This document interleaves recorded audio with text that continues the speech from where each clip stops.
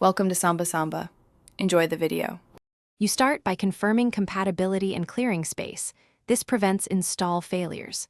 Once done, update firmware and the headset OS so drivers match game requirements. Make sure you have a store account, Steam, Oculus, or Quest, and sign in. If the title requires sideloading, enable developer mode or unknown sources on the headset. This lets you install non-store builds.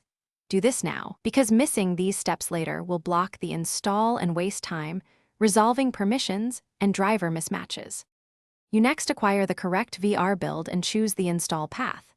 If it's on a store, purchase and click Install. Steam or Oculus handles dependencies automatically.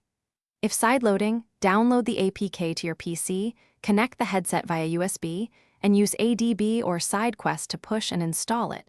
This avoids store restrictions. For PC VR, install on your desktop and use Steam VR Link or Virtual Desktop to stream. Make sure Steam VR is running and bound to the headset before launching.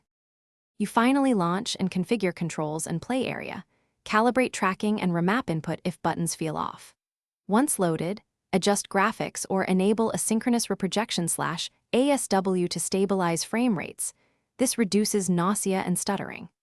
If the game crashes or won't start, check headset logs and Steam / Oculus error messages, reinstall the build, and verify the runtime and GPU drivers match recommended versions. One key troubleshooting tip: reboot headset and host PC after install.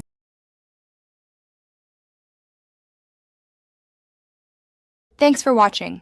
Consider subscribing if we helped you.